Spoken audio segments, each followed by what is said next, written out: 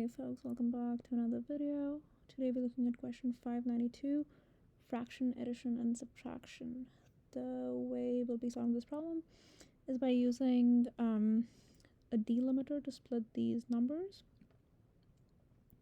And then once we have that, we'll be looking at two numbers at a given point of time and using the greatest common divisor between both the numbers and the previous fraction that we've calculated to reduce it as much as possible. So let's take it step by step.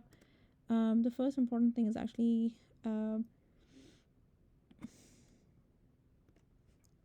splitting the string. In this case, we could possibly use like a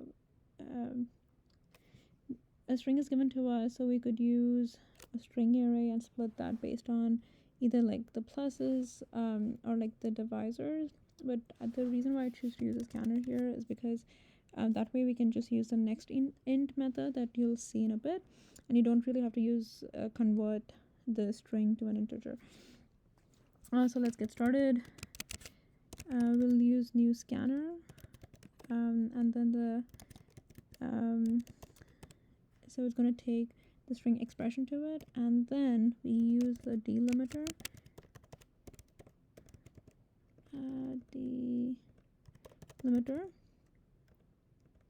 And how do we split this, right? So the first thing that we need to split by is actually the divisor, right? So as soon as we see the divisor, it'll split it, right?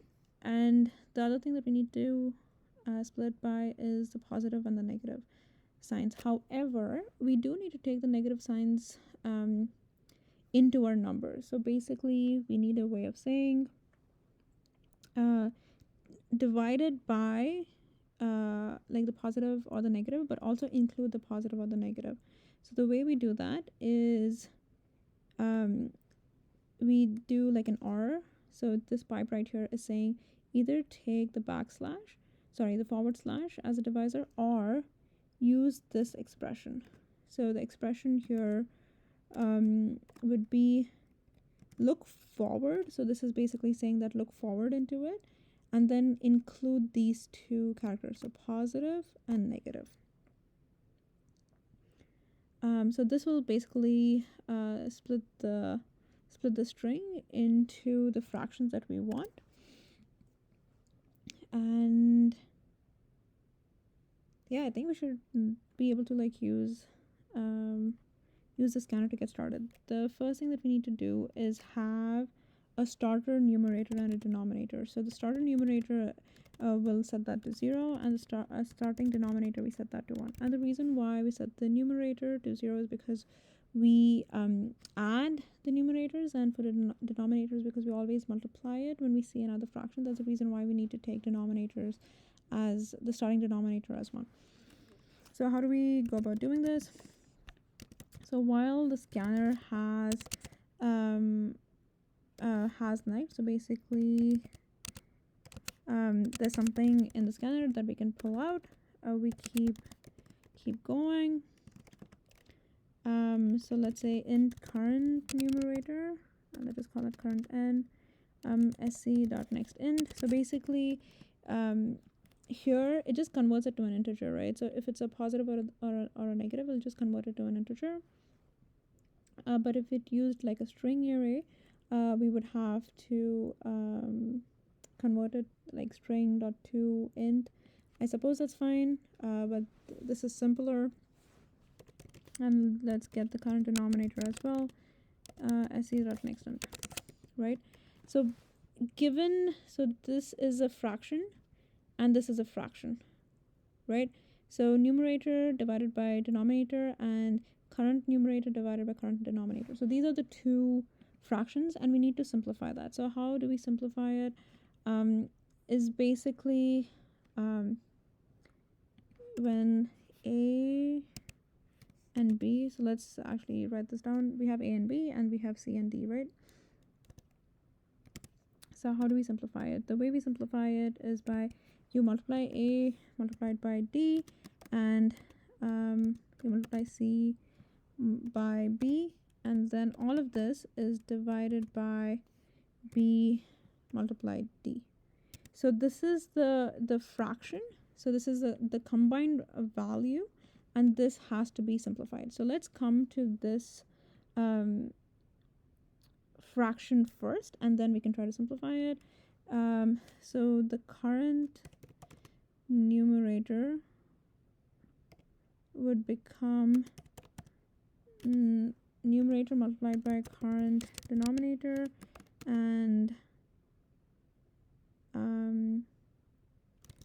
current numerator multiplied by denominator, right? And then denominator would be equal to basically multiplied it by the current denominator, right? So this basically is giving us this value, and we're storing it in numerator and denominator because that's like the standing value that we have, and we need to simplify it, right? So when we say simplify it, basically like reduce it, we use greatest common divisor. So that's a mathematical concept. I would recommend looking that up. So basically how that works, greatest common divisor, it takes in two integers a and b. I won't go into depth for this. We'll go through a couple of examples so that it's easier to understand, but I would recommend doing this exercise by ourselves or understanding it individually to get a better understanding of it. So basically in this case, if a is equal to 0, you would return math.absolute of b. If not, you would recursively call this GCD on b modulus a, and then a. So the greatest common divisor is basically telling us, okay, give me a number that divides a and b, but what's the greatest number that divides a and b, right?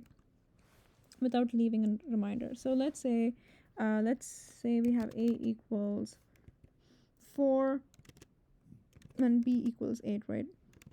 So in this case, the first step doesn't hold right here because a is not equal to 0, and then we return it. In this case, b modulus a will be equal to 0 in this case, and a in this case will be equal to 4, right? And this work, and you would return this to the method a equals to 0 and b equals to 4. And in this case, since a is equal to 0, you would return 4 because 4 in fact is the greatest divisor for a and b. And what if it's slightly changed, right? So if a equals 4 and b equals 9.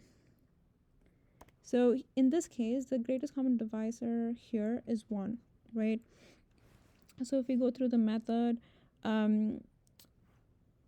b modulus a in this case will be, so a becomes 1 and b, and we return a as is.